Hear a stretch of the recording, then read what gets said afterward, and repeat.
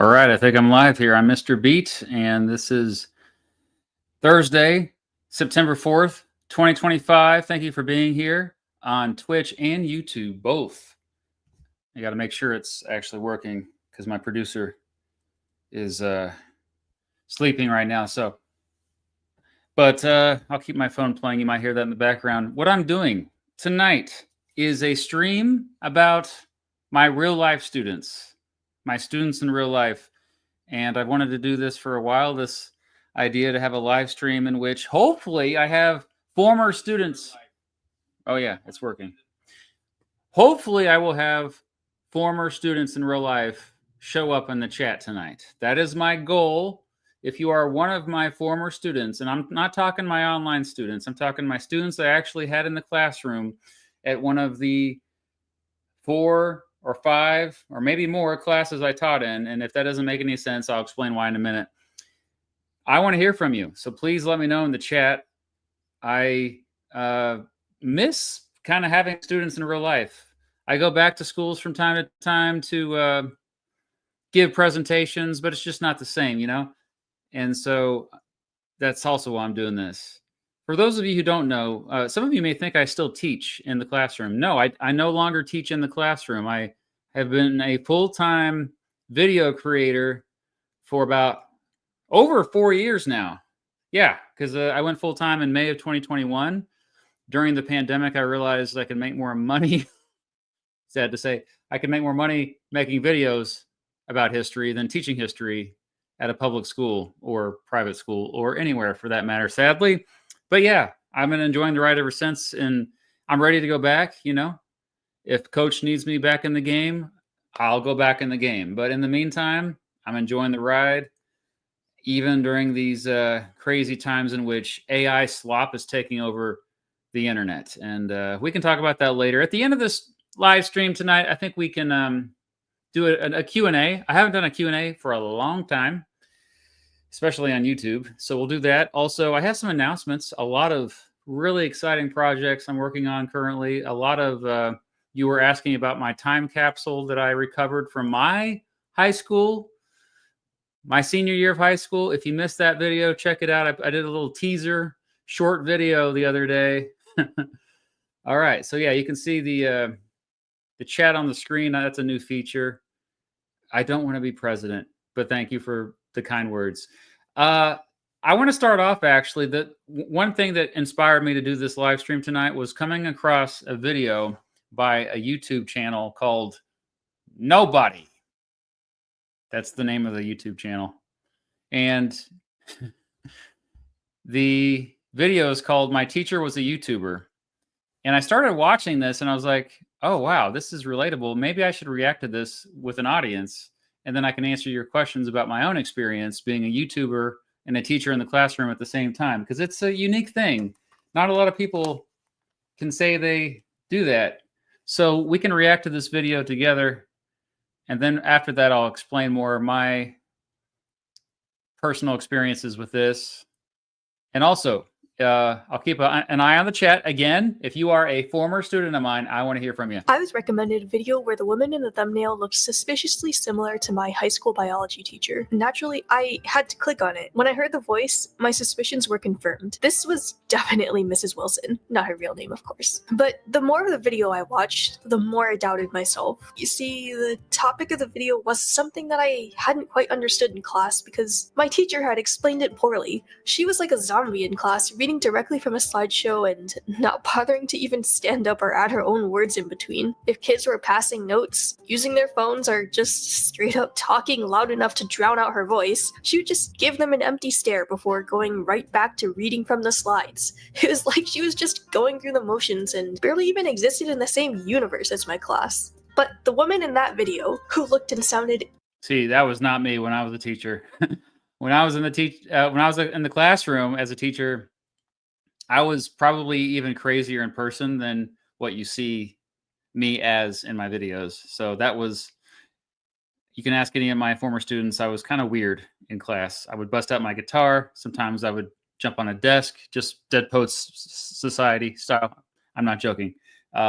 Sometimes I would just whisper and then scream after that. I mean, I did everything I could to keep their attention. So that was not me. But anyway, proceed. Exactly like her, was filled with passion about her subject. She clearly and concisely explained exactly what genetic drift was. Her 10-minute video helped me understand what my teacher couldn't explain in an entire hour, and I wasn't even the only person she helped. The video had over 1 million views, and her channel had nearly 500,000 subscribers. The comments were filled with people thanking her for helping them do their homework and pass their exams. And all of her other videos were about biology, presented just as passionately and clearly, and she truly looked and sounded exactly like a more motivated version of my teacher.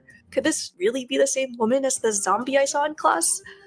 The next day in class, I pulled up one of the videos on my phone to compare her face in person. There were small differences I didn't pick up on before. The bags under her eyes, the slight frizz to her hair that was perfectly combed in the video, but it was still definitely her. What happened? I wanted so badly to ask if that I'll tell you what happened. Being a teacher is a demanding job. It's one of the most demanding jobs in the world. It's rewarding, sure. It's wonderful, but at the same time, it will really age you quickly. If you look at my before and after pictures, you know they say that about the president.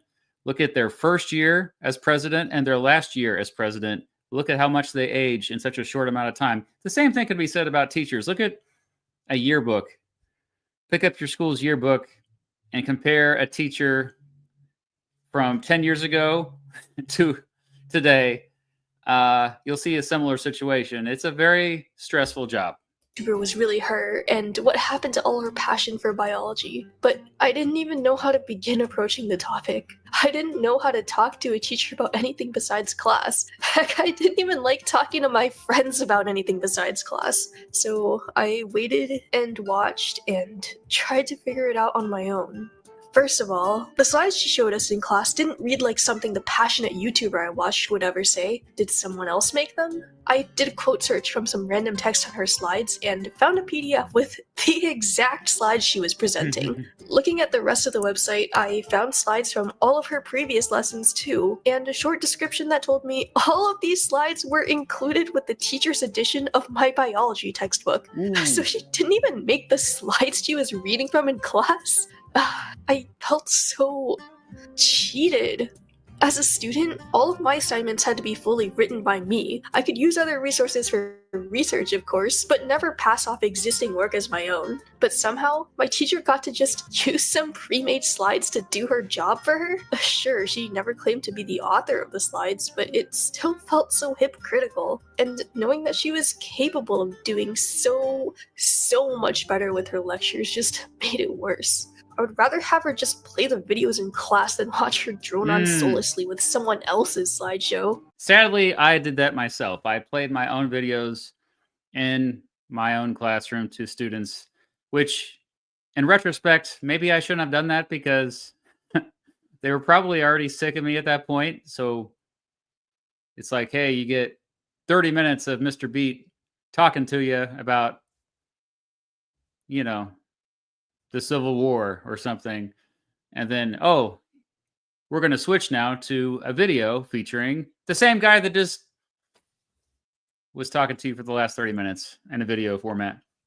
We would do, in my defense, we would do Ed Puzzle. That's what we did. Ed Puzzle was a very common site that I used to incorporate questions that have a lot of interactive videos in which I would pause and ask them questions. And it wasn't just passive, you know, that wasn't my style. But at the same time, I probably showed too many of my own videos in class to my own students in real life. I was already disappointed with how dull my biology classes were, but knowing how great it could have been, with the very same teacher no less, just made me angry. How could she just give up like that? How could she just give all her passion to YouTube and then totally neglect the students right in front of her? How was this fair to me when I was trying so hard to understand the awful slideshows that I now knew she could have easily explained better? Well, something about being a teacher is you are often presenting the same thing to multiple classes. In fact, when I was teaching 7th grade social studies,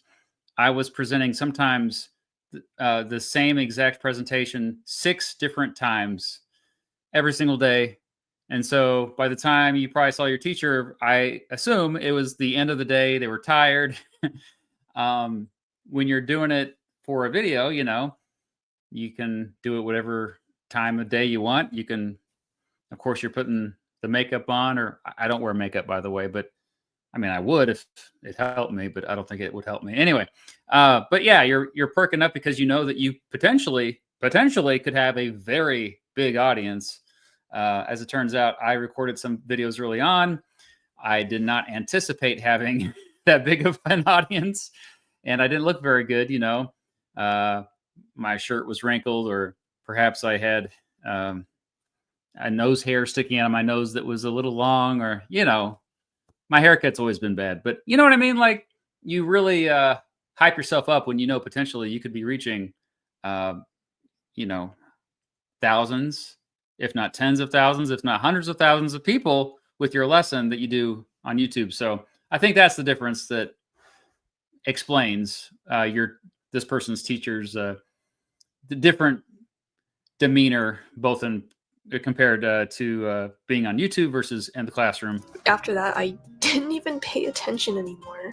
If she was going to be mentally checked out during class, then so was I. I would just find a video she made on the same topic on YouTube and listen to that instead while she was reading those awful slides. That's so weird. Occasionally, I caught her. That is so weird. I'm sorry. Like, what a bizarre situation to be like, you know what? Like, I wonder if the punchline of this video is going to be the teacher catches her watching a video in class during a lecture, and she says, "What are you watching? Give me the phone." And then she sees herself giving the same exact presentation, but on YouTube. That would be trippy. That would be trippy. Her looking at me with an expression that somehow seemed more dead and tired than usual. I guess she was disappointed that I wasn't paying attention to her anymore. I think I was the only student in class that actually put in effort before I found out about the plagiarized slides. Honestly, the look on her face made me feel a little guilty. But you know what? It served her right. Every teacher uses materials that someone else created, for the record. If they had to create all of their materials out of scratch, it wouldn't work. They would just never sleep.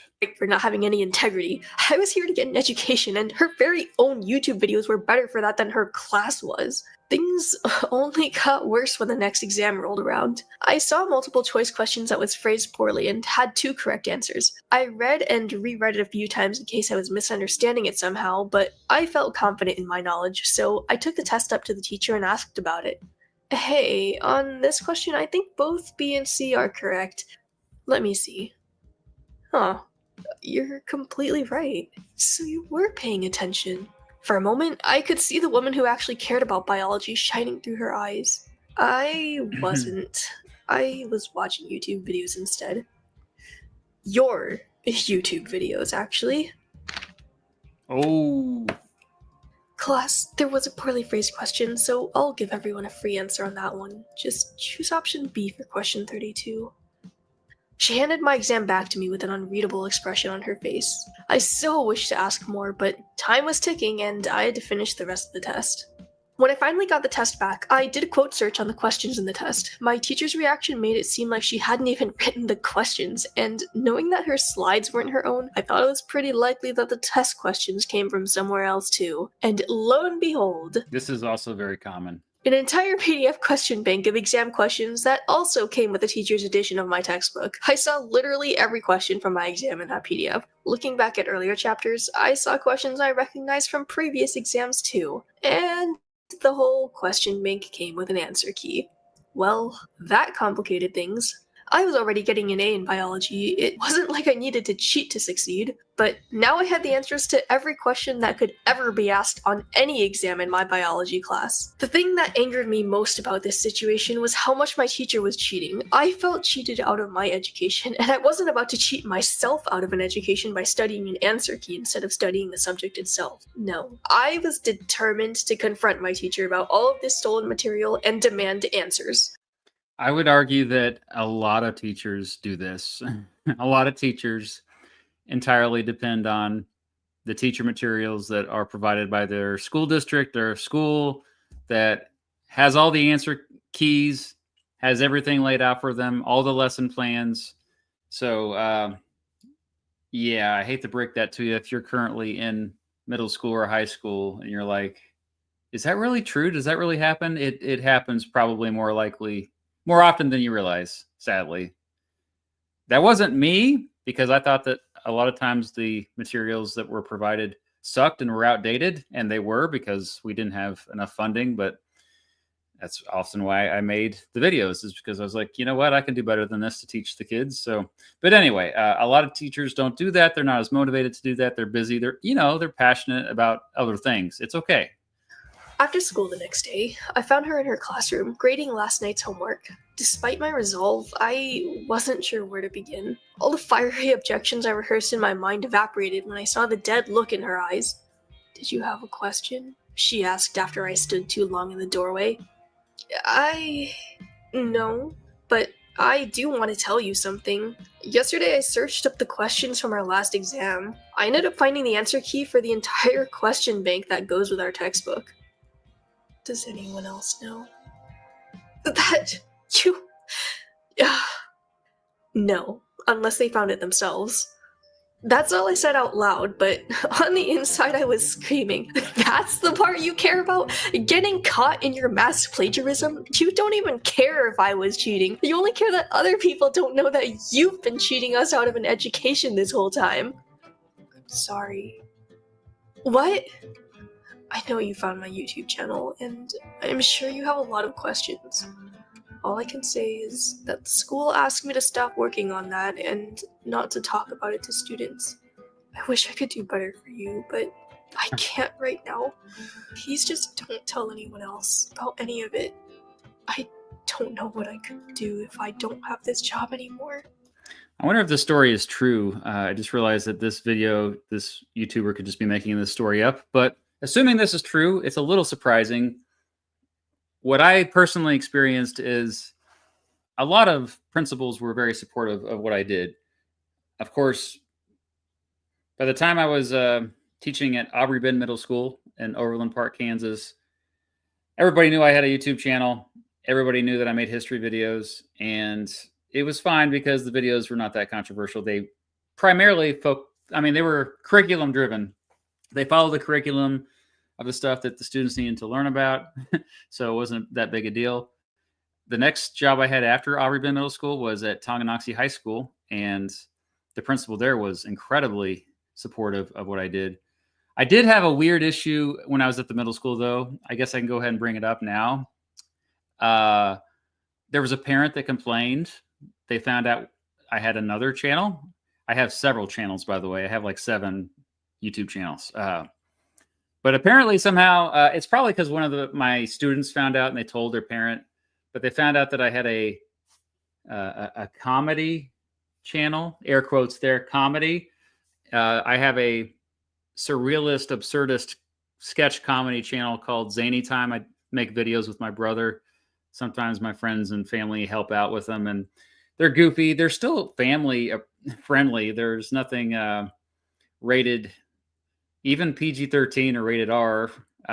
But there was one video in particular that a parent found out about they didn't like. And so the principal called me in and she's like, could you take that video down, please, or unlist it?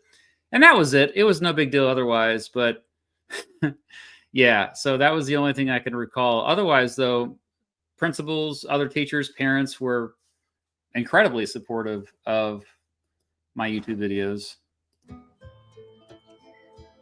Are you okay? It's been a long time since anyone asked me that, but it's not your job to worry about me. Just go and be the best student you can, okay? It was pretty obvious she wanted me to just leave at that point, but I had even more questions now, and all about things she just asked me not to talk about. Aren't you worried I'll cheat? A stupid question, but I didn't know what else to say. You came to tell me about it, so I didn't think you would. Oh, I guess. I was too awkward to figure out a way to ask what I wanted to without upsetting her. This conversation was way out of my comfort zone to begin with, and I had no idea how to proceed. So, like an idiot, I just said, oh well, I guess that was the main thing I wanted to tell you about, so, I'm gonna go catch the bus then. Bye! And the rest of the school year went just as frustratingly, and I didn't get any new answers. When I graduated, she left a note with my final grade. "Thank you for caring." And I never heard anything else from her again, but I was left with a lingering feeling of confusion and frustration. It wasn't until I was already starting my first year of college that I got even a partial answer to all my questions, which really only brought up more questions. It was an obituary sent in my school district's newsletter to alumni. "It is with heavy hearts that we announce that we have lost Mr. Bradley Wilson, our celebrated middle school art teacher, following a long battle with cancer, and his beloved wife, Mrs. Sarah Wilson, our dearest high school biology teacher." Oh. Okay, then. Oh.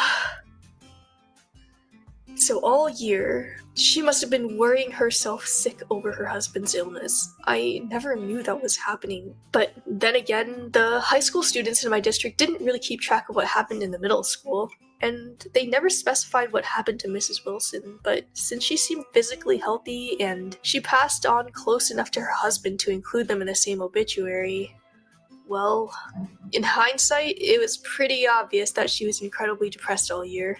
All that righteous anger I felt about being cheated out of my biology coursework seemed petty and meaningless in comparison. Was I just being a selfish child by feeling that way? I laid there for a good long while, wondering what I should have done differently. Even though I wasn't very close to Mrs. Wilson, I still felt guilty. I'd found out more about her secret life than any other student bothered to, and I felt like I should have been able to figure out everything else too. How could I have missed how obviously depressed she was? Should I have checked on her more? Should I have said something to someone else even though she told me not to? Should I have confronted her about her YouTube channel earlier? Her YouTube channel... It was gone. Completely wiped. The place where I actually learned biology, the only place where I actually saw a smile on her face, was completely gone. I wasn't sure how I felt about anything else that happened, and a large part of me still felt justified in being upset that she hadn't taught me properly in class. But I did feel certain that it was wrong that she wasn't allowed to run her YouTube channel for the entire time she was my teacher. This was something that definitely made her happy, and the school took it away from her. I wasn't sure if they had anything to do with wiping her channel, but I was sure that stopping her from working on her passion was part of what made her so depressed. I still don't know what I could have done to make things better, but I did wish I had told her how much I appreciated her videos. They made me genuinely appreciate biology, and more than that, showed me how much of a difference passion could make in teaching. It made me rethink what subjects I actually liked and disliked, and whether those feelings were because of my own preferences or because my teachers were good or bad. I wondered if it would have made a difference if I told her what an impact her videos had on me, despite the quality of the actual class. And I didn't want to ever have to wonder that about anyone else. From then on, if someone made a positive impact in my life, even if the experiences weren't entirely positive with them, I tried to let them know about it. Not every part of every person will be good, but we still take the good for granted and complain about the negatives. While people should still be accountable for the bad things they've done, I think we also have to tell them about how good the good things were. Otherwise, we'll be left in a world where everyone only ever gets negative feedback, and we lose sight of what we should be trying to become. Yeah, it's really interesting. Kind of a sad turn there at the end. I was not expecting that, but if you want to look up this video yourself, it's the channel Nobody. What a title for a channel that is. My teacher was a YouTuber, and we're talking about my experiences now. I can tell you actually that I recently got an email from a former student that was really special. It really meant a lot to get it. It was from a student I barely remember because it was my first year teaching, like not student teaching, but for real teaching.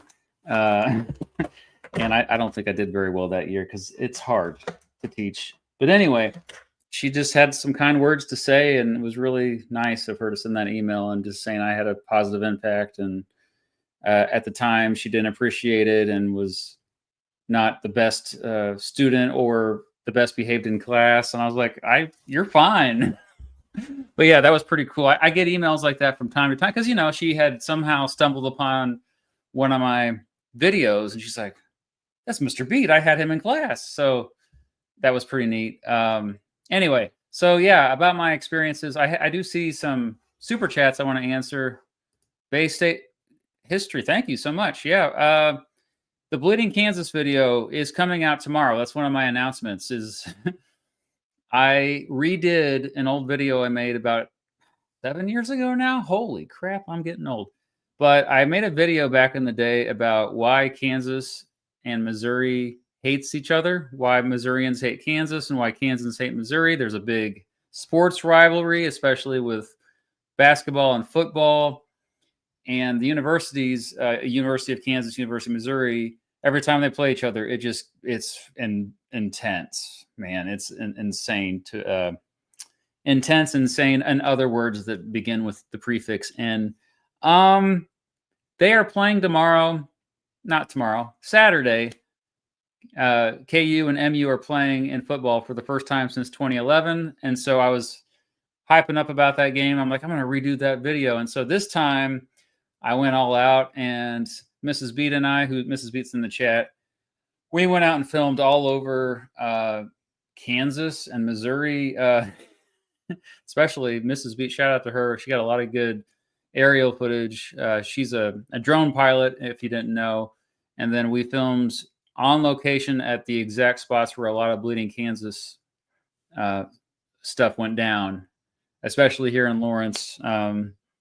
And so that video comes out tomorrow in anticipation of a lot of people watching it, hopefully before the big game on Saturday between Kansas and Missouri. Yeah, so updated Bleeding Kansas video that's coming out. I'm excited about that. Landon, thank you. Thoughts on Trump's health? I would say he had that weird hand situation. I'm not a doctor. I think overall, we just don't know. There's a lot of stuff that's secret. So anytime you come across information speculating on his health, just take it with a grain of salt. We have no idea what's going on with his health. And I know he's had his personal doctor come out and say he's in perfect health. I don't believe that either. I mean, he's an old man. He's 79 years old. He's got to have issues. Plus, he doesn't eat very healthy. So, yeah, but we don't know. It's just speculation. Thoughts on a new King of the Hill season? I'm definitely hyped up. Everyone knows I'm a big Mike Judge fan. I got the Beavis and Butthead dolls back there. That's one of my favorite shows of all time. I love Office Space, Idiocracy, King of the Hill, Silicon Valley. I'm a huge Mike Judge fan. So, yeah, I'm hyped up about that. Oh, haha, it's Tom from the channel Tom Tries It. Channel member for 13 months has already seen the Bleeding Kansas video because it's posted early for channel members. Ha, how about that? So become a channel member today, or Patreon supporters can watch it early as well. So thank you for the super chats. I think I might have seen a former student in the chat. If you're still here, please comment again. I want to. I'm trying to give shouts out to my former students who I actually had in the classroom. So I want to tell you about my own experience teaching, just the rundown really quickly. I didn't initially go to college to become a teacher. The first time I went to college was at the University of Kansas, Rock Chalk Jayhawk. You see the Jayhawk back there and up there. Jayhawks. And you'll learn about what a Jayhawker was in my video that comes out tomorrow about Bleeding Kansas. But anyway, so yeah, at the University of Kansas, I actually studied journalism. I learned how to make videos there and tell stories and report on things. And I worked in radio and TV. I loved it. That's where I met my beautiful wife, Mrs. Beat. We got married after we both graduated, moved away, but then I kind of had a quarter life crisis, and I decided I didn't want to do radio or TV anymore, mostly because the hours were whack and the pay was really low. And so I got a career as a valet manager for a few years. And it was during that time I decided I kind of like working with young people, and I love social studies. And I think I want to go back to college and get more student loan debt and become a teacher, get an education degree. By that time, we were living in Omaha, Nebraska. My mom had told me in high school, you need to be a social studies teacher. That's the perfect job for you. And I remember her telling me this. This was like my junior year of high school. And at that time, I was like, are you crazy? I hate high school. Why the heck would I teach at a high school or middle school even? Like, I hated school. I was not a fan of it. There was parts of it I liked. I liked hanging out with my friends. I liked social studies classes. I liked some of the clubs and sports and all that. But overall, like, I had some bad experiences in school, and so I could never imagine going back. But by the time I was in my mid-20s, I had reconsidered it. And, you get summers off, kind of. Not really. Most teachers have second jobs in the summers, which I did. But anyway, that was a perk. Also, just like I was still very passionate about history in particular, American history, American political history, to be more specific. And yeah, so I went for it. So I got my education degree at the University of Nebraska at Omaha. So again, we were in Omaha. We actually lived pretty close to campus, so it was really convenient. And my first experiences observing classrooms were in the West Side School District. And I remember the first classrooms I observed were at West Side High School, which it was a high school I was familiar with because there was a famous Supreme Court case that involves West Side High School.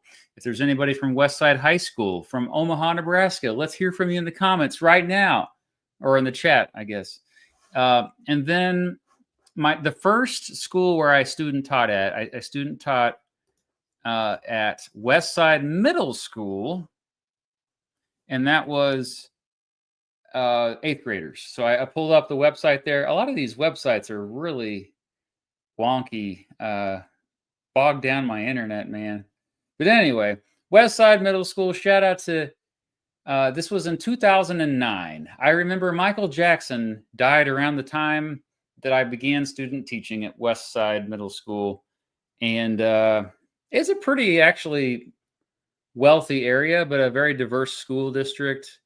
But overall, yeah, right in the middle of the city. I really enjoyed teaching there. That was one of the first school districts in the country where every single student had a laptop. It was pretty revolutionary for the time. 2009. And, or those pizzas? Ooh, those look good. So yeah, that was, if anyone is actually here from West Side Middle School who had me in 2009, please stand up. Please stand up. I like how Luke is here. Luke has been one of my longest viewers. Luke has been here at least since 2016. Shout out to Luke. He is one of my online students. So although he knows probably more than I do at this point. Anyway, so after I got my education degree and wrapped up student teaching at West Side Middle School, we moved back down to Kansas to be closer to family. So we moved to the Kansas City metro area. I had a hard time finding a job, though, because this was during the Great Recession. And so I couldn't even get a substitute job in most districts. It was so bad that I ended up only working substitute jobs at a very, I would say, a school district that most teachers did not like to work in. We'll put it that way. The Kansas City, Missouri School District, pretty rough schools, a lot of, crime in those areas where I was a substitute teacher. I had some experiences that were pretty shattering, but it was good. It was a really good experience for me overall to go through all that. But at the same time, like I mentioned this in my systemic racism video, so I would be in the inner city all day, but then I also got a job as an assistant tennis coach at Blue Valley West, which was way out in the suburbs. And so I'll put that up here now. Blue Valley West is like a college. It's one of the nicest schools in the country, not just the state. So I went from like crappy schools where the students did not have much support at home and lived in poverty. Most of them were minorities, Hispanic, Latino, African American. And then at the end of the day, I would drive way out to the edge of the suburbs, way down at a Southern Overland Park, to help coach tennis at Blue Valley West High School. But it was through that connection there. Shout out to the head coach, Tracy Rhodes, got me a good reference. And I got a job the next year still only teaching part-time, but teaching world history at Blue Valley High School. And that was not too far away from. Now, Blue Valley High School is the same school that Michael Stevens of Vsauce fame went to school. He did not go there when I taught there. I was there from 2010 to 2011, but he did go there a few years prior. And so that was pretty neat. But yeah, so I was only there a year, but then enrollment went down the next year. So I was the lowest on the totem pole. So the districts called me in and was like, yeah, we got to transfer you somewhere else. Lucky for me, there was a new school opening a couple miles away. It was a middle school called Aubrey Bend Middle School. And so I spent the next 5 years there. And you might be thinking, okay, when did I start making history videos for the kids? Well, I really wasn't making that many. When I was student teaching was when I made the very first one. That was my Compromise of 1850 video. That was actually at the end of my student teaching in Omaha. And that was not shown to a wider audience. It was only shown to my students in the classroom. And, later on, I posted it publicly. This was in 2011. And then in 2011, by that time, I was at Blue Valley High School, and I had started making some other videos, but they were still all really bad. And by the time I got to Aubrey Bend Middle School, it was like, okay, maybe I can put some more effort into this. I still wasn't making any money off of it, but I really enjoyed making the, especially American history videos, because by that time I was teaching American history to 7th graders. So yeah, the cringe is so charming. Thank you. All right. So anyway, I was there for 5 years. It was cool because I played my president songs.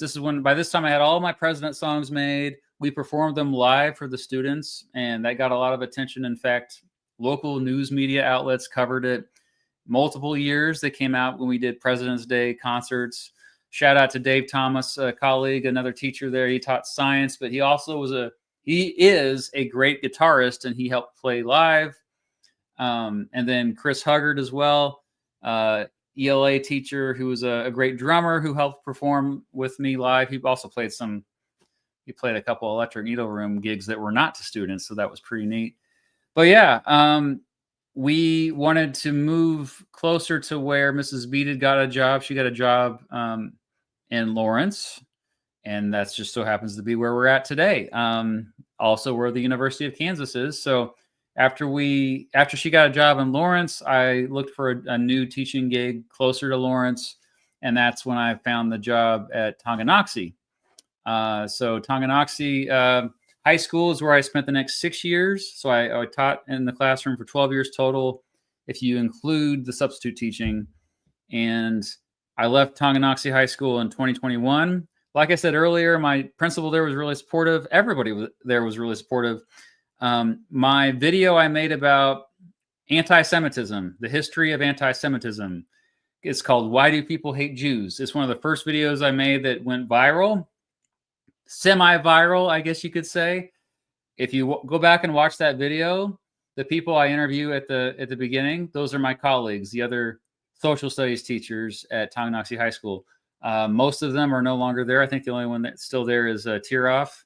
Shout out to Mac, though, who retired in May. We still stay in touch. Anyway, no, not that Dave Thomas, a different Dave Thomas, not the founder of Wendy's election history. So anyway, what I want to do now is, again, open it up. If you are a former student of mine, I want to hear from you. In total, I estimated I've probably had at least 1,500 students in the classroom over the years. And overall, most of the students couldn't care less about my YouTube videos. They thought my YouTube videos were not that interesting. It wasn't cool, especially back before 2017. Before 2017, I had a very small channel. It wasn't until 2017 it started to grow. And it was because of my presidential elections in American history channel, or series. I'm sorry, took off. That was the first series where people were watching the videos for fun instead of just like watching them being forced to by a teacher in the classroom. And yeah, I remember vividly in I think it was 2016. I made a video for my students, and then I was like, yeah, I have a YouTube channel. And then they were just not that impressed because I had like at the time only a couple thousand subscribers.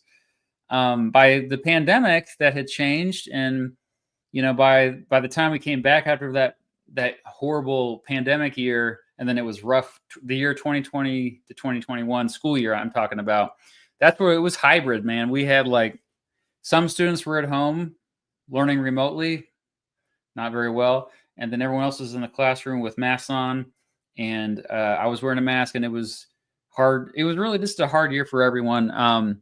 But by that time, though, I noticed a kind of a difference. There was a few students that thought it was kind of cool that I had a YouTube channel, and some of them actually helped me out with YouTube stuff. Actually, before that, I had some as well that they appeared in music videos. Don't worry, I always got permission from the parents.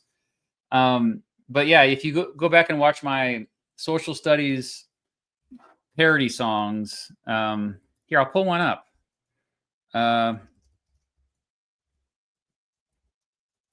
Call Me Maybe. This is a parody of Call Me Maybe.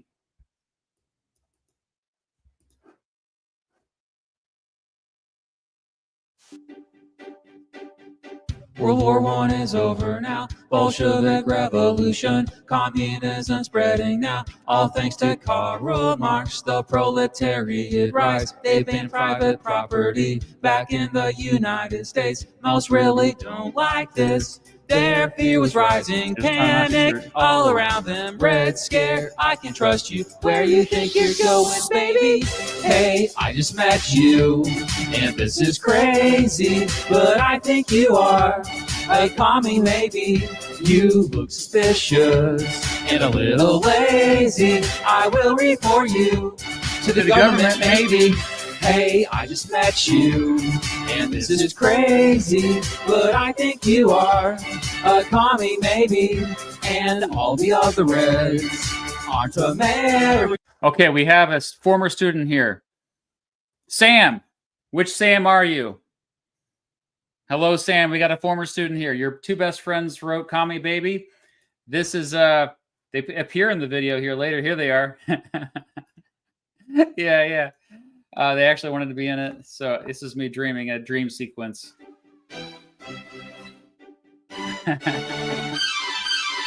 It's hard to trust you. Why don't you conform? So I think you are a commie, maybe. You look suspicious and a little lazy. I will report you to the government, maybe, and all the other Reds aren't American. I will report you to the government, maybe. Before you came into my life, I mistrusted you. I didn't like you. I knew you were shady. Before you came into my life, I mistrusted you. I didn't like you. You're a commie, maybe. That was fun to make. Anyway, so students would help out with music videos. And looks like I got some. Yes, I'll answer questions from the chat. Yes. I only do compared videos every so often, not nearly as much as I used to, because both I don't enjoy making them as much as I used to, but also fewer people watch them these days, sadly. Anyway, finally, something else about Tonganoxie High School. Something else I have to say. It's probably my favorite school I taught at. So sorry, no disrespect to the other schools, but it was a cool mix of suburban and rural, Anyway, just some cool kids. Anyway, two of my kids, my students at Tonganoxie High School, talked me into starting a Discord server. So that's why I have a Discord server. It's in the description of this video if you want to join.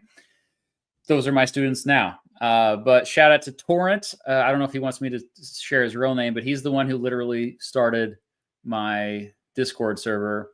This was back in like 2019 or something. He was an APUSH student of mine. I taught APUSH a couple years, 3 years. I think I could say Cody's name because it's in his username. Cody was one of the first ones as well to join the server. But yeah, so literally one of my former students started my Discord server at Tongi. So am I going to do a Minecraft stream? I did something like that on Instagram. What was it, Instagram? I did something like that a long time ago. I think, no, it was on Discord. It was on Discord. All right, I'll take questions now. Again, if you are a former student of mine, you get dibs. You get first priority, also the super chats. So I used to teach in Tonganoxie. Now I'm in Lawrence. That's cool, though, Joseph.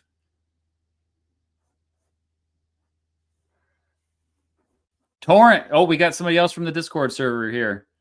He doesn't get on there as much as he used to. He's busy in the real world. Will you remake some of your videos like the best and worst president videos in your Constitution Amendment proposal video? Yes, I will.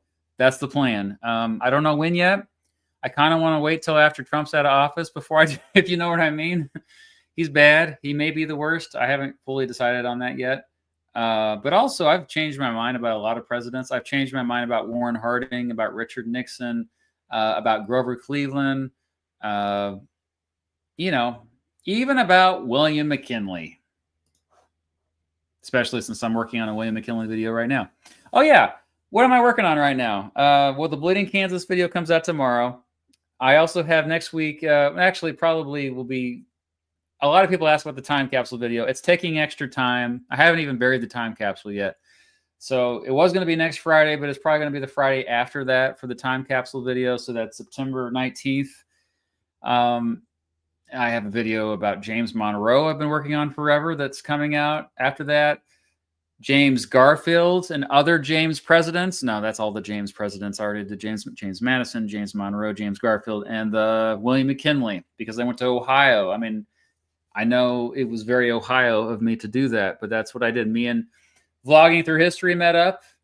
Hey, there's another teacher in here. Speaking of history tuber, he was here earlier. History Underground is an actual public school teacher. He teaches history as well in real life. So shout out to History Underground. I saw him in here earlier. I was a student teacher in the past. I was also surprised at how much the teachers are from other places. Oh, yeah. Well, I mean, you have to because it's such a demanding profession. Mr. Beat Gaming Chat. I've done gaming streams in the past. If you just search Mr. Beat Gaming, some of my stuff will pop up indeed. Oh, congrats on starting student teaching next. Oh, yeah. Matt, yeah. You told me about this before. How's it going? Watching on Twitch. Since you are into presidents, have you ever thought about getting into politics yourself? Yes, particularly at the local level. There is a group of people that want me to run for Senate for some reason against Roger Marshall next year. That's not something I want to do, but I can see myself eventually entering politics. The thing is, like, I really enjoy my life right now, and I don't want to leave. Maybe that's selfish of me. I realize there's a lot of problems in American politics right now. It's a scary time to live through, so maybe I should do something I don't want to do. But as of right now, there's no concrete plans or anything, but I've considered this, yes. Any future nomad capitalist is exactly, well, not exactly, almost exactly a year ago that we flew to Malaysia to do that collaboration with Nomad Capitalist. Yeah, that was still, it was a fever dream. That whole experience is crazy. Oh, we got another super chat here. Okay, I'm still looking for former students of mine. You get dibs. Jacob, thank you. Hey there, Canadian fan here. Well, that explains the Canadian currency. Thank you so much, Jacob. Was wondering if you would consider making some videos about around Canada or Canadian politics. Love the vids. Hope you're doing well. Yeah, I mean, it's out of my forte, but I would definitely consider it. I love Canada. It's like my second, maybe third favorite country. It goes back and forth between them and Iceland. I love Ireland too. Anyway, I could maybe collaborate with JJ McCullough. But yeah, thanks for that suggestion and thanks for the super chat. Paul, thank you. I love your videos. I currently teach elementary band in the Kansas City, Missouri school district. They are rough but improving. I'm in third year right now. Well, thank you for your service. And yeah. I actually, when I substitute taught, I did do that for some elementary schools. I don't know if it's still the case, but when I did it in 2010, it was K through 8. So I would get at a K through 8 school, and the very first time I substitute taught, I got a band class, and in walks kindergartners. I will never forget that. And there was no lesson plans left for me, nothing. And there's a piano, and I just started playing the. Fortunately, I play the piano, so that helped me out. But we did musical chairs. I was playing songs, and we did musical chairs. And then at some point, a kid fell and started crying. Yeah, that was rough. But anyway, thank you for your service, and thanks for the super chat. We have any more former students here? JJ and I have collaborated before. Look it up. No joke.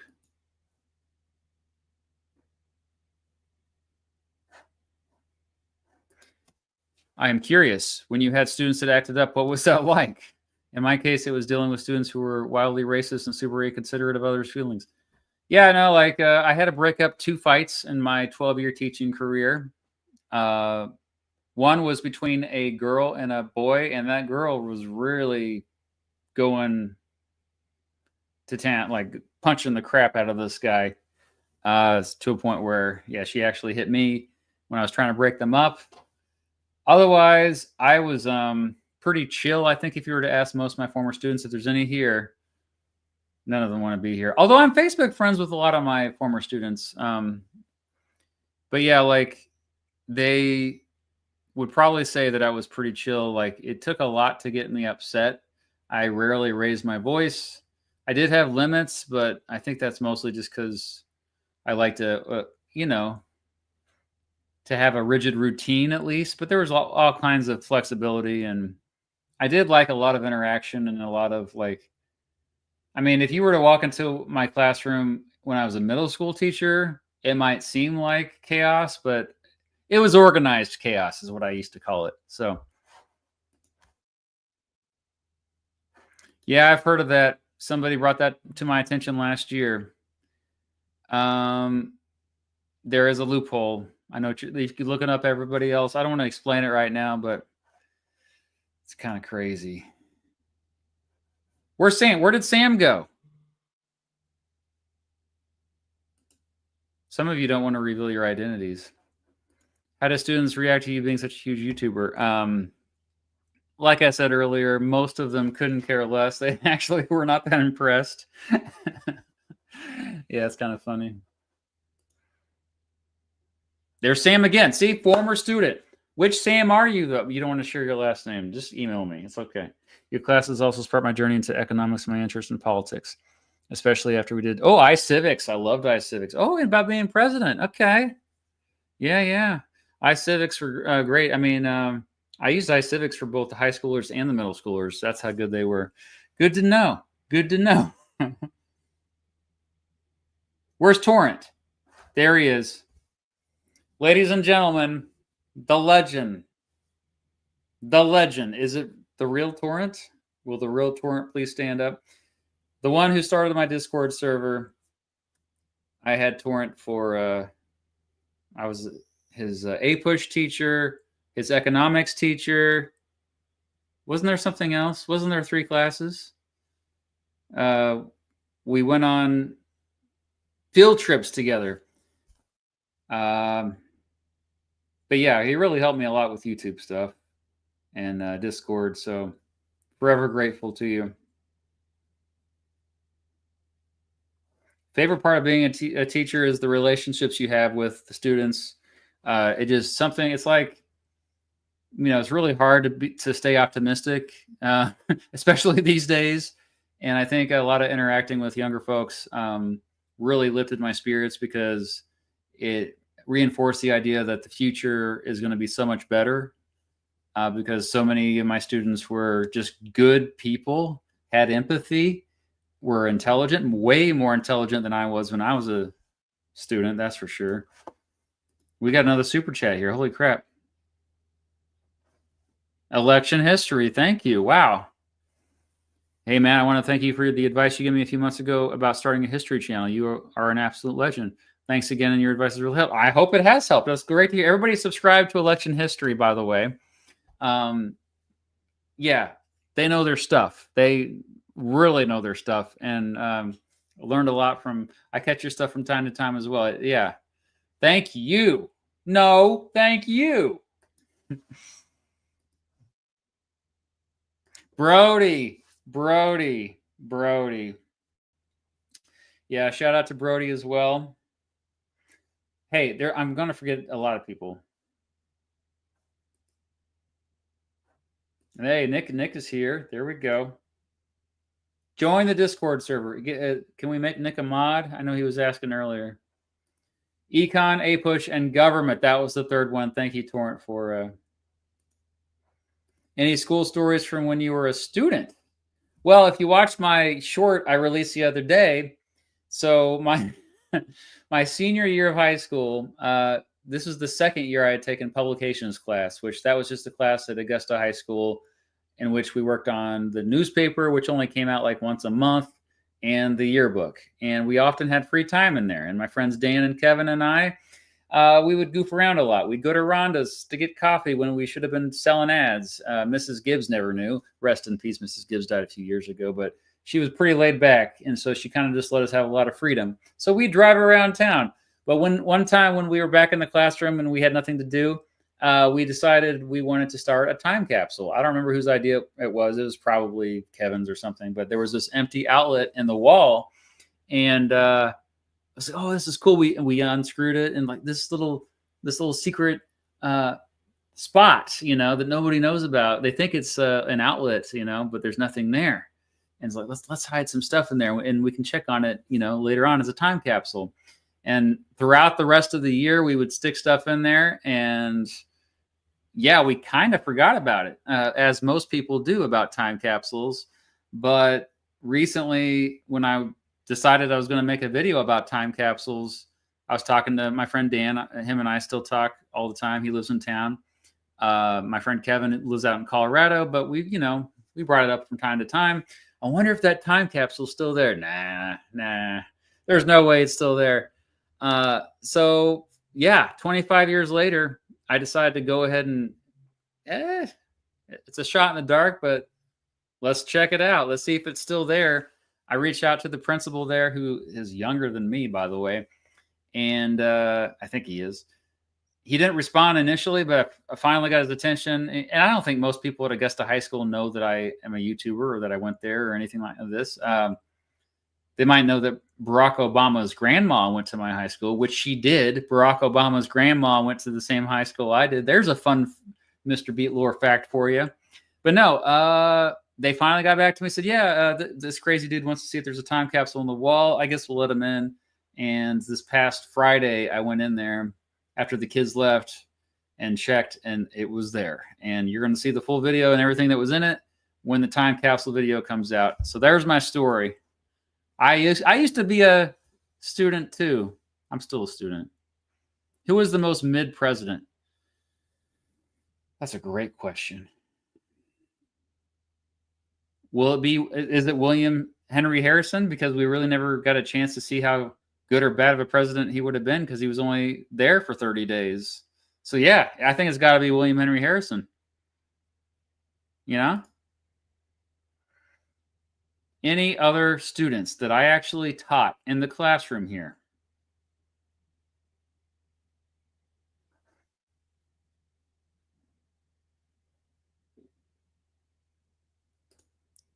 Do you have any tips for a small YouTuber like you? Saint Sir Nicholas. Well, everybody go subscribe to them, first of all, if that's your actual channel, or I don't know if that's your personal account. But my advice is to become a good writer and storyteller. So practice telling stories to your friends or your family or your dog, anybody that will listen to you. Practice telling stories to them. Practice writing stories. And so if you're taking an ELA class right now, language arts, pay extra attention to that. If you read books or watch shows or movies, think about why you like those shows and movies and books, you know? What elements stick out that are consistent themes? Because at the end of the day, the best storytellers are the best communicators, and the best communicators run the world, really. A former student, just not a former student. Oh, you had me there, Ned. I think I would have enjoyed your class and I've done well. Oh, thank you, Ned. I appreciate that. Is it Fluffy? Are you a former student? Fluffy? Is that you, Fluffy? What would you change about the education system if you had the power to change anything? I would change a lot. It would be project-based for starters. I'm a big fan of PBLs, but these days, going away from electronics because of AI now, that's a constant threat. Oh, we got another super chat. DB, thank you. Any book or video recommendations for the feud between John Adams and Thomas Jefferson? I study politics and business in UNI and was recommended their beef for clarity of modern political relations too. Love your videos. Thank you, DB, and thank you for the super chat. I mean, I have John Meacham's Thomas Jefferson book. It mentions it a lot in there. There's also the David McCullough book about John Adams that I have up there. They're both sitting, they're not next to each other. I think there's some distance between the two, but both of those mention the rivalry quite a bit, especially throughout the year 1800. But as far as just like a book separate that is only about their frenemy relationship, their love-hate relationship, I don't know off the top of my head. But I highly recommend the Jefferson book by Meacham and the Adams book by McCullough. Those are two of my favorite presidential biography books that I've ever read, and that's why I own them. My favorite books I try to own.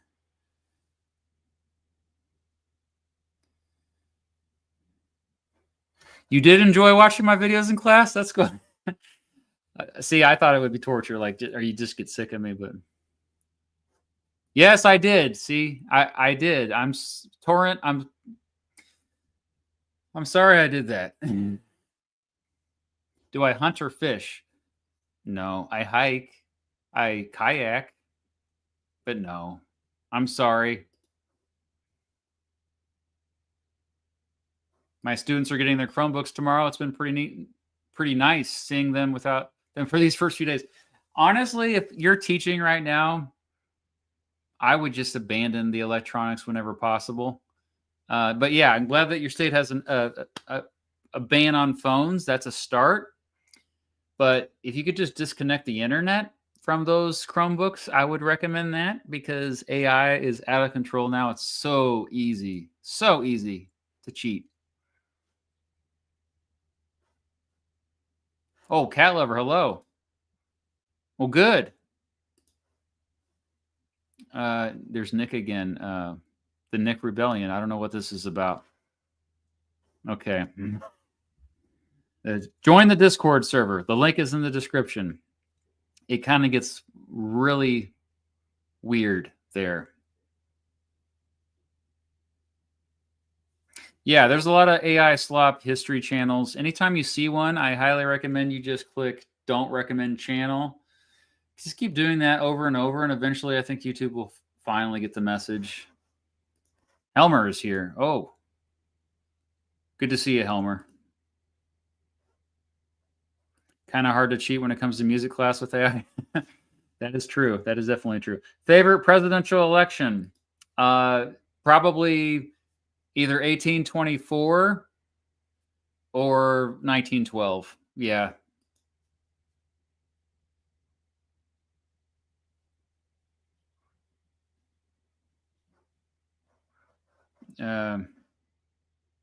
Albert, which presidential speeches do you like the most?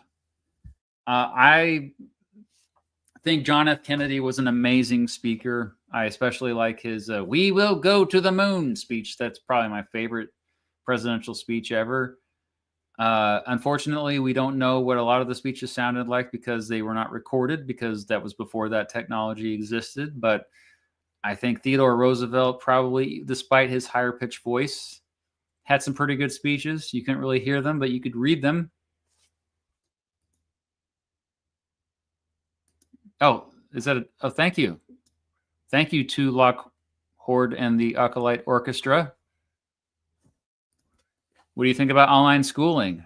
I think it's not for everyone, but I do think there's at least 1 out of every 3 students that it's fine as long as they're doing other things where they can join communities in real life. It was rough that year or 2 of online schooling for most American students during the pandemic was very difficult for teachers and students. And so, yeah, we know that we don't want to go back to that ever. But at the same time, I think some students thrived. We noticed some students were actually happier during that time. I actually have this weird nostalgia about especially the early stages of the pandemic in 2020, because this was before everyone got weirdly divided again about a virus, but also we had a lot more free time. That's when I got to spend a lot of quality time with my family. I got to stay home. I got to sleep in and not have that much to worry about. Yeah. Super nostalgic for April 2020. All right. Make sure I have all the super chats out of the way because I don't want to. Yeah. Let's see here. I've been going over an hour. I can wrap this up here soon. I just want to see if there's any other students here or teachers. I like Star Trek. Where'd it go? I like Star Trek a lot. I used to watch The Next Generation when I was a kid. Luke tutored. Yeah, I mean, I think it's still learning in person is still overall the best way to learn, I think, because you develop that relationship with the teacher and then the teacher gets to really know how you learn best. And that's a much better situation. Although at some point, AI is going to be as good as humans in terms of that. I mean, it's going to be probably sooner than you realize. What program am I using for this live stream? It's StreamYard. If you want to do it, I have a referral link, election history. What is your opinion about the current state of our government? Future Prez. It's not good, man. It's not good. Compare it to any other time in American history. It's worse than most other times, except for the Civil War, parts of the World War II, World War I, the World Wars. The Great Depression clearly was a horrible, horrible time. But I mean, in terms of like overall, I mean, I'm just worried about how it seems like democracy is under threat. It really is. And democracy is not perfect, but I still believe in it.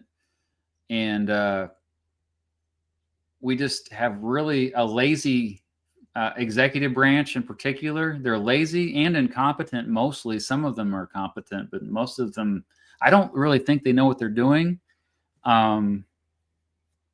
Tariffs are not good. And like if this was 1825, sure, tariffs, absolutely. We have infant industries and we are competing in a pre-globalized market. But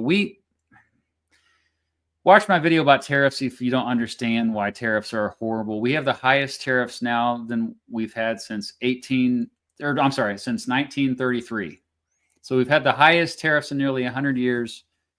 And the last time tariffs were this high, it literally caused the Great Depression. So I'm going to make a prediction here. I think we're going to have stagflation in the next few months. If not the next few months, next year. It's going to suck. That's why we learn history, to not make the mistakes of the past. So maybe it's time that we opened up history books again. Tell your friends, hey, did you know that we tried tariffs before in a globalized economy and it didn't work? See, the woke-minded gets it. You're so woke. I love it. Direct democracy eventually, perhaps, but even, I don't know. I don't know if civil war is coming. I don't think it's like that's serious, but I think there's going to be a lot of major problems we're going to have to deal with. It's not stagflation, it's stagflation. Combination of low economic growth and high inflation. In other words, combination of, usually that means high unemployment and high inflation. Not a good combination. In that situation, the Federal Reserve doesn't know what to do. They just kind of throw their hands up and like, guys, we're screwed. Sorry. Because, if there's high inflation, what do? You tighten the money supply. If you're the Federal Reserve, you make it harder to get loans. But if there's high unemployment, you got to have an easy money supply. You got to make it easier to get loans. If you have both, then what the heck do you do? What the heck do you do?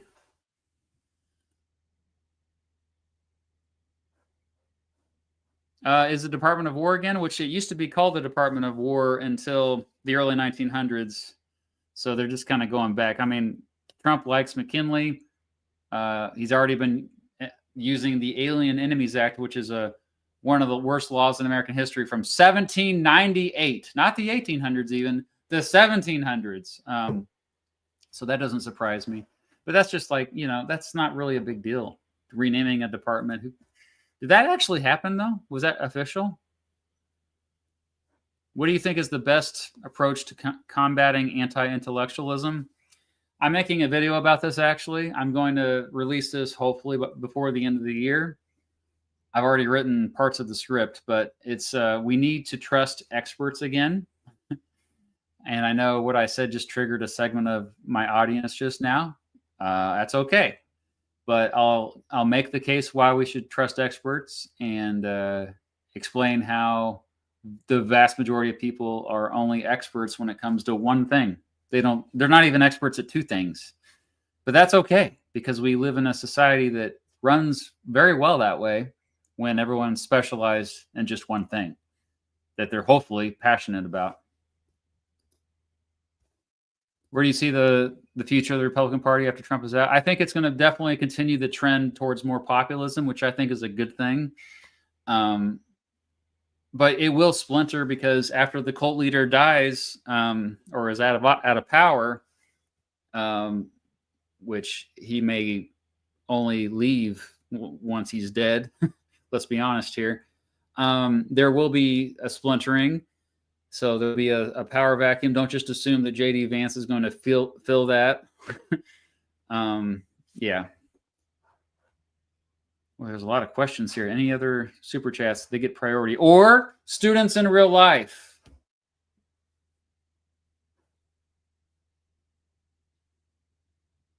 Oh, there's a link there. Mr. Beat posted a link. That must have been Mrs. Beat actually posting that.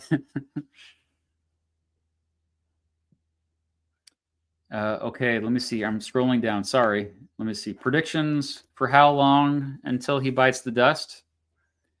His parents lived very long lives. I think they both lived well into their 80s, even 90s. So it's probably going to be a while, despite all of the fast food.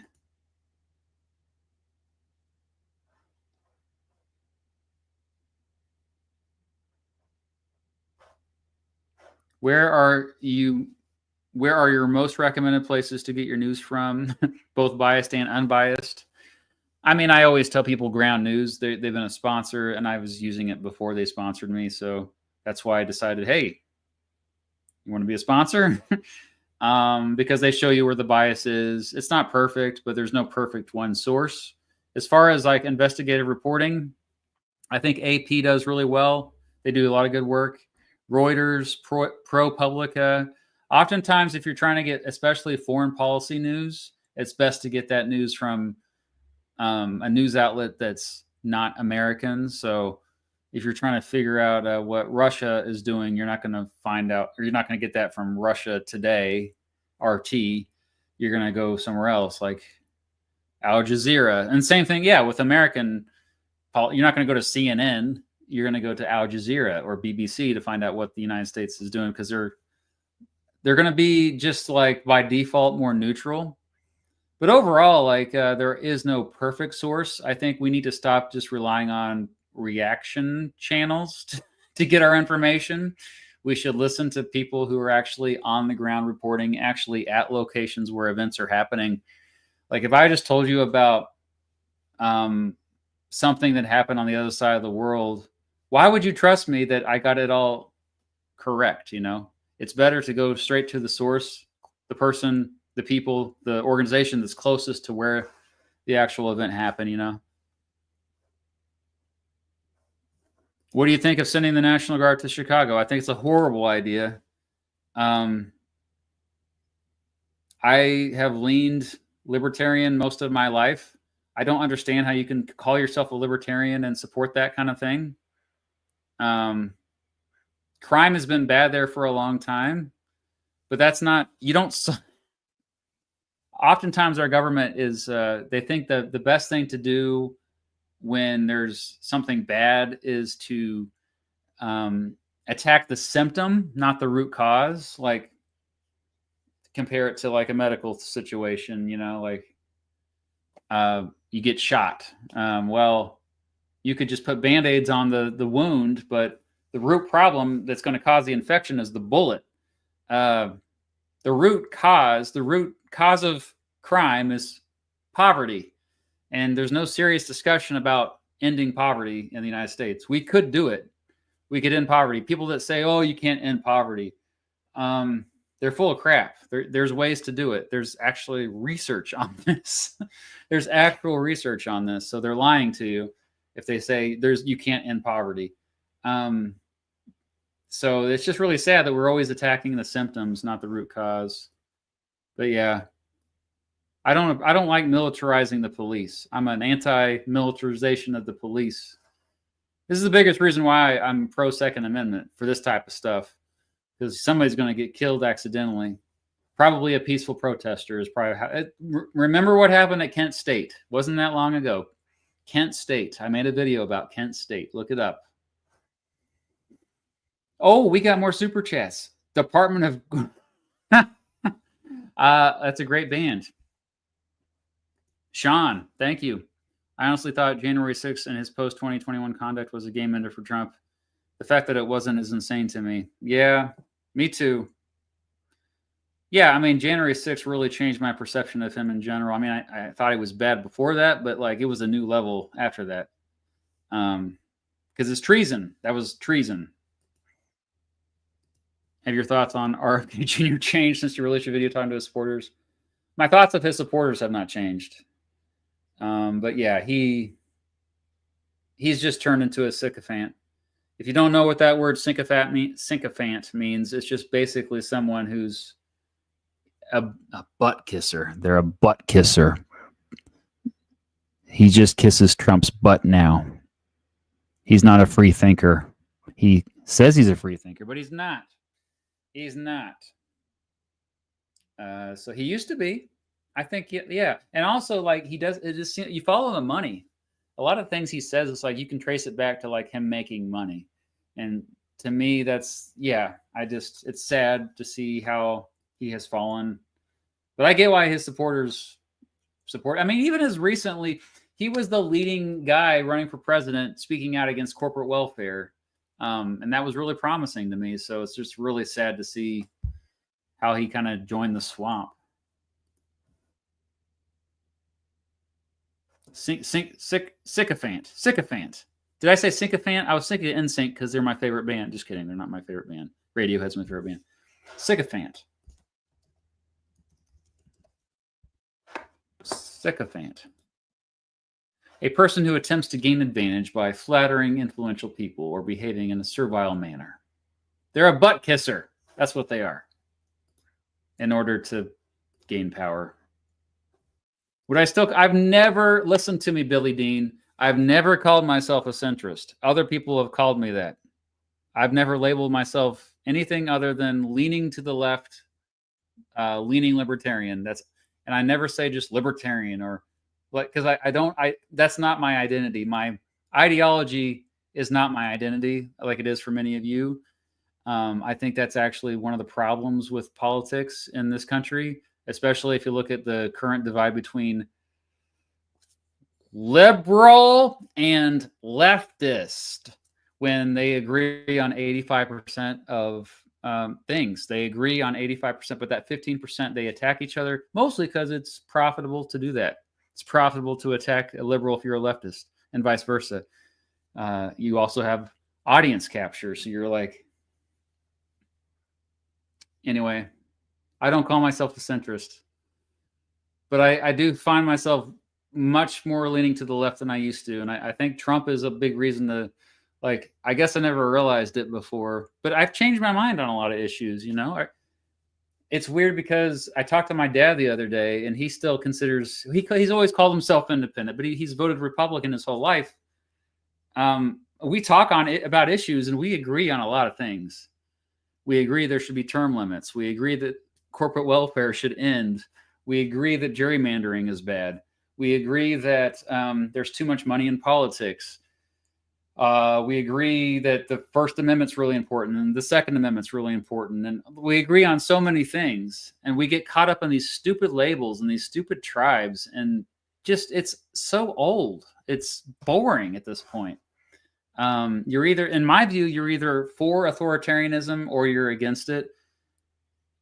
80% of Americans, if not more, maybe 85% of Americans are against authoritarianism. We're pro-freedom.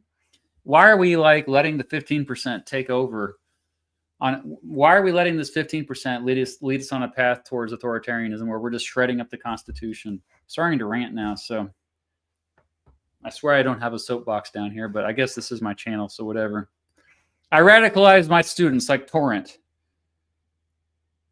Yes, we did voter registration in class. Heck yeah, we did. Thank you for bringing it back to what we were supposed to be talking about in this live stream, Torrent. Yeah, we had, it used to be seniors that only took government class. I think for a while there it was juniors as well.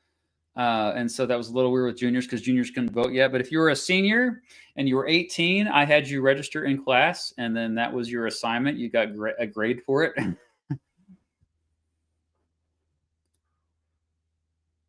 Grover Cleveland is still in my top 10 because he's towards the bottom of the top 10.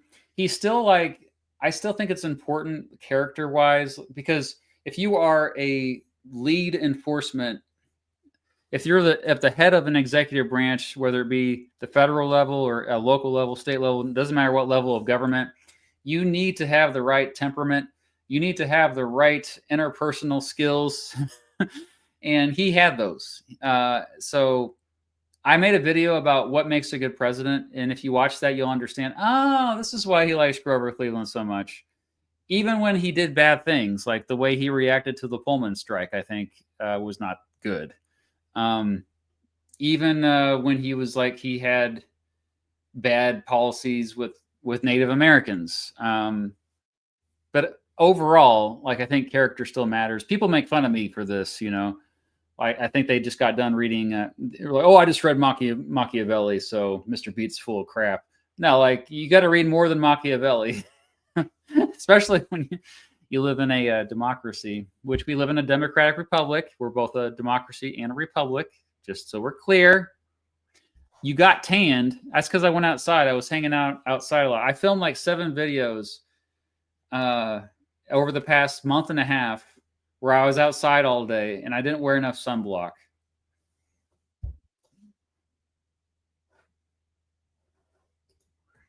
Yeah, I know. I do worry about this, but most people grow up. It's just a phase.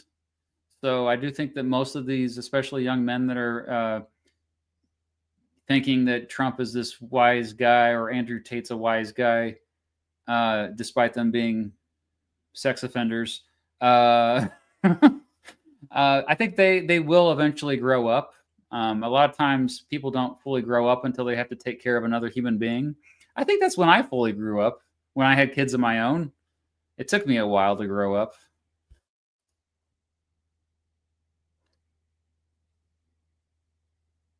How dare you, Meep? How dare you? Just kidding. No, you're fine.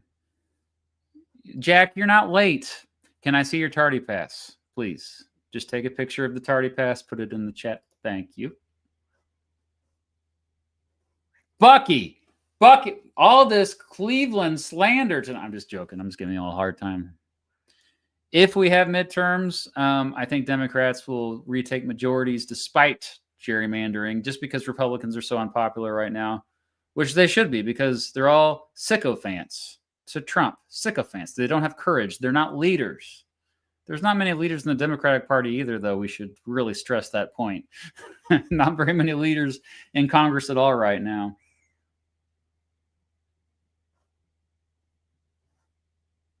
Yeah, You can always tell the history teachers that are there just to coach football or baseball, and the ones who are there because they're passionate about history, can't you? Who is the most recent president that's in your top 10? It's probably still John F. Kennedy.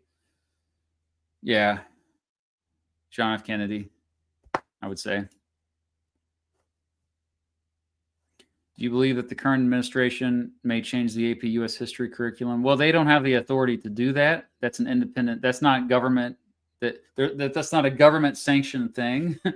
May they try? They might try, but I mean, the PragerU thing is really disheartening to see how they're using PragerU videos now in official Smithsonian exhibits. I can't believe I just said that sentence out loud, but it's true. And tomorrow morning, I'm going to react to some of those videos that are now part of the Smithsonian. I do a Twitch exclusive react stream every Friday morning at 9 a.m. Central if you want to join me tomorrow morning. All right, I'm going to scroll down. I missed something. Cameron, thank you so much, Cameron.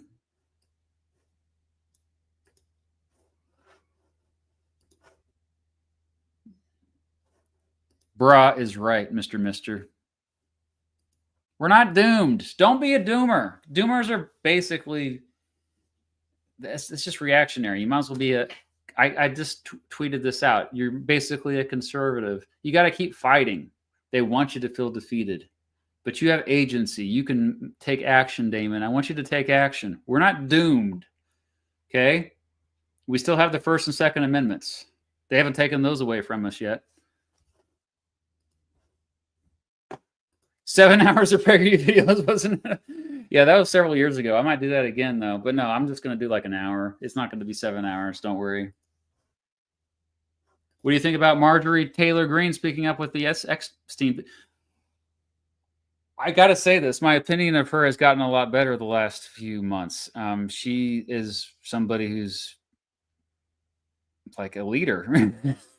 I don't agree with her on most issues, and I think she's a little wacky, and she's got crazy views. Obviously, she's probably a little racist for sure, but she's seems to have more integrity than most other members of Congress, and consistency on issues like the Epstein files and what's going on with Gaza, going against her party, going against Orange Daddy, the cult leader Trump in office, in the Oval Office. So yeah, like there's a few Republicans like Thomas Massey, my favorite Republican congressman, who's just like, yeah, screw it. I'm just going to not just toe the party line. I really admire those members of Congress who do that, who aren't just sticking to their tribe. They are true leaders. And I know I've said this before. I'll say it again. Donald Trump is a true leader. He is what we call a good leader. Doesn't mean I agree with him. Doesn't mean I think he's a good president. But you don't become a leader of a cult if you're not a good leader. Now, when I say good leader, that's a little misleading, though, because cult leaders can hurt their cult. So maybe there should be a better way. But effective leader, maybe that's a better way to put it. Effective leader. Yeah, there can be leaders who lead you on a path towards the garbage can, and there can be leaders that lead you towards a path of the Garden of Eden. You know, so I just think we have to acknowledge that even if you disagree with somebody, doesn't mean they're necessarily don't have those leadership abilities or especially courage, which not enough courage in Congress these days. Sean, thank you. People say young people have swung toward the right, but I think that's misleading. I think they're swung more populist, and Trump is failing to meet their expectations, hence his recent polling. Yeah, I think that's accurate, Sean. Definitely more populist. I mean, people are trashing Cory Booker in my 2 Cory Booker videos I just released because of him accepting donations from AIPAC, his unabashed support for Israel. So this is an example. This is not just people on the left. People that lean to the right have also criticized him on this very issue. Populism rules right now. We are living in the new populism era. That's why I keep comparing the current time we live in to the 1890s. This is a future video as well, I hope.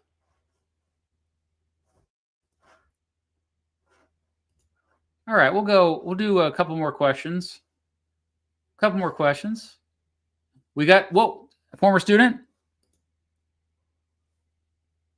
Hi, Mr. Beat. It's George. I took a Woodrow Wilson class with you years ago. Woodrow Wilson class. A Woodrow Wilson class. Oh, I remember you. Yes, I do remember you. I'm trying to really recall. Hello, George. Good to hear from you. Yes, I was at the No King's Day protest as well. Yeah. Well, you got to do something. Yeah, it was online. Okay, it clicked. Okay, we'll do one more question here. How long do you think you will continue your channel? Hoping 100 years minimum. Well, thank you, DSC. I think I'm still just as passionate about making history videos as I was 20 years ago. Or was it 20 years ago that I made my first? No, it was 2009. What year is it? 2025? I'm very good at math. 16 years ago. So I'm just as passionate about it. In fact, I'm probably more passionate now, especially since we're living in these turbulent reactionary times. So, yeah, I think it'll be a while. Although sometimes I feel like I could be contributing to reform in better ways. Like my influence is limited with a YouTube channel. So I don't know. That's why I thought about maybe I should listen to these wacky folks that want me to run for public office of some sort. I don't know. There is always something to teach, Coles. There is always something to teach. And finally, before I sign off, thank you for joining. I will be live on Twitch exclusively tomorrow morning at 9 a.m. Central. My Bleeding Kansas video comes out tomorrow, probably about 11 a.m. Central. And join the Discord server. You can be my student on there. And Jeffrey Epstein didn't kill himself.